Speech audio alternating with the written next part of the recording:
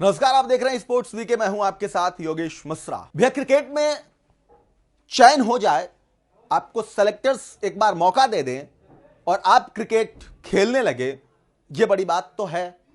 क्योंकि अगर जिस किसी का कैरियर क्रिकेट से शुरू हुआ है, क्रिकेट पे ही खत्म होना है, तो उसके अपनी करियर के लिए वो जरूरी है कि वो टीम इंडिया के लिए खेले और भारत के लिए खेले भी, भारत के लिए वो मुकाम भी दिलाए, भारत के साथ वो उसका पूरा सफर जो हो लंबा चले।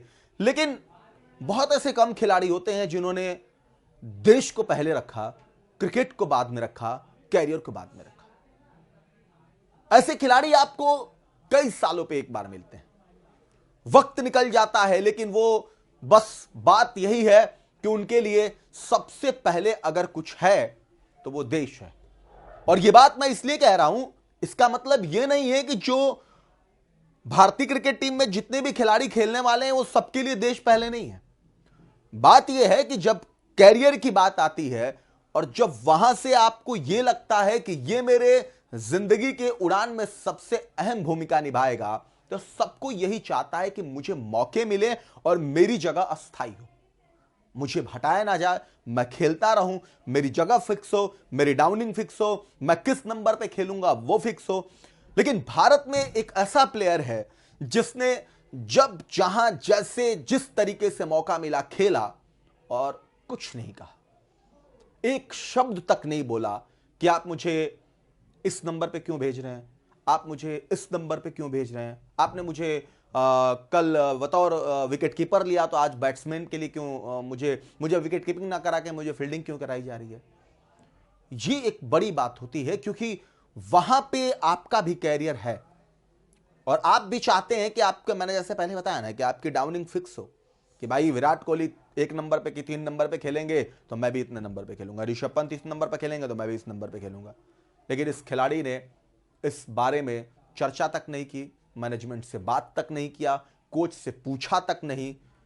और आज वही खिलाड़ी को लेकर के हम आप सबके बीच में आएंगे जिसका नाम है केएल राहुल। बतौर भारतीय विकेटकीपर, बैट्समैन, उन्होंने भारत में कई मुकाबले खेले।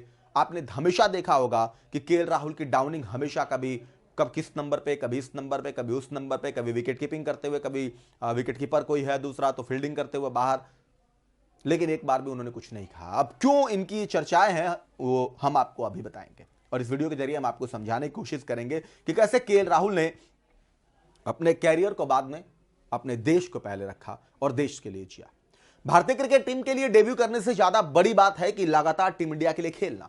प्लेयर्स डेब्यू तो कर लेते हैं लेकिन फिर कुछ समय बाद टीम से ड्रॉप हो जाते हैं। भारत में काफी ज्यादा कंपटीशन है, आप चंद मैचों में अच्छा नहीं करते हैं तो आपकी फॉर्म पर या आप पर सवाल उठने लग जाते हैं। जब खिलाड़ी खेलता है तो चाहता है कि वो अपनी पोजीशन पर खेले जिससे वो बेहतर खेल पाए। ये इसलिए जरूरी है क्योंकि जब आपकी पोजीशन फिक्स होती है ना कि आप 3 नंबर पे खेलेंगे, तो आपके दिमाग में वो बात होती है, जैसे जिसका पोजीशन फिक्स है कि वो 1 नंबर पे आएगा, वो ओपनिंग करने के लिए आएगा, तो वो खिलाड़ी अपने आप को उस हिसाब से ढाल लेते हैं और उसी हिसाब से उनका जब वो चलने लगता है तो बैटिंग अगर वो कर रहा है, अगर 3 नंबर पे कर रहा है तो 3 नंबर पे बैटिंग करने आएगा तो उसका पूरा पहले से ही माइंड सेट होता है कैसे खेलना है, क्या करना है। विकेट भी गिरे हैं उसके बाद भी, क्योंकि एक फ्लो बन जाता है। लेकिन केएल राहुल के साथ ऐसा नहीं है। लेकिन ऐसा टीम इंडिया के अनुभवी खिलाड़ी केएल राहुल के साथ नहीं है। जी हां, राहुल ने भारत की नीली जर्सी पहनने के लिए अपनी करियर की ही दांव पर लगा दिया था। कैसे, आइए आपको बताते हैं। दरअसल जब से केएल राहुल टीम इंडिया में शामिल हुए, उनकी कोई फिक्स पोजीशन नहीं रही। उन्होंने लगभग हर नंबर पर बैटिंग की है। इसके अलावा जरूरत पड़ने पर राहुल ने विकेट कीपिंग भी की है। 2023 के वनडे वर्ल्ड कप में भी राहुल ने विकेट कीपिंग की जिम्मेदारी संभाली थी। राहुल की बैटिंग पोजीशन कभी फिक्स नहीं रहती, वह कभी ओपन करते हैं, कभी नंबर 3 पर खेलते हैं, कभी नंबर 4, कभी मिडिल ऑर्डर भी। इसके बावजूद राहुल को हर कोई निशाना बनाता है। केएल राहुल के निरंतरता से प्रदर्शन न करने के पीछे उनकी लगातार बदलने वाली बैटिंग पोजीशन का बहुत बड़ा हाथ रहा। लेकिन राहुल ने लगातार बदलती अपनी बैटिंग पोजीशन को लेकर कभी शिकायत नहीं की। उन्होंने हमेशा यही कहा, उन्हें सिर्फ खेलने से मतलब है। केएल राहुल ने ऑस्ट्रेलिया के खिलाफ फर्स्ट टेस्ट में ओपनिंग की थी। हालांकि उस वक्त रोहित शर्मा टीम के साथ मौजूद नहीं थी, लेकिन अब वो वापस आ गए हैं और एडिलेड में होने वाले दूसरे टेस्ट में प्लेइंग 11 का हिस्सा होंगे। ऐसे में अगर राहुल को मौका मिला तो वह एक बार फिर मिडिल ऑर्डर में बैटिंग करते नजर आएंगे। और इसीलिए यह सवाल है कि खिलाड़ी के साथ उसके साथ, उसके करियर के साथ ऐसा हुआ कि उसने अपने आप को यह बना लिया कि भाई कोई बात नहीं, आप मुझे जिस नंबर पे खिलाएंगे मैं खेलूंगा, मुझे खेलना है, देश के लिए जीना है, देश के लिए खेलना है, कोई बात नहीं, फॉर्म अच्छा रहे बुरा रहे क्या होता है, अगर आप मौके देंगे तो आप कहेंगे तो विकेट कीपिंग भी कर लूंगा, आप कहेंगे तो बैटिंग भी कर लूंगा, आप कहेंगे कि कुछ नहीं करो फील्डिंग आगे कर लो वो भी कर लूंगा, आप कहेंगे कि डगआउट में बैठे रहो वो भी कर लूंगा। तो ये केएल राहुल के ये जो पोजीशन रहा, ये बहुत इफेक्ट डाला उनकी बैटिंग पे। कहने में बहुत आसान है लेकिन एक खिलाड़ी के तौर पे बहुत जटिल है इस बात को समझना कि आप जब खेलते हैं और आपकी पोजीशन फिक्स नहीं होती है तो बड़ा मुश्किल हो जाता है कि कहां खेले कैसे खेले। और इसीलिए केएल राहुल को लेकर के चर्चा जोरों पर है, केएल राहुल की बैटिंग पोजीशन को लेकर के ये चर्चा जोरों पे है।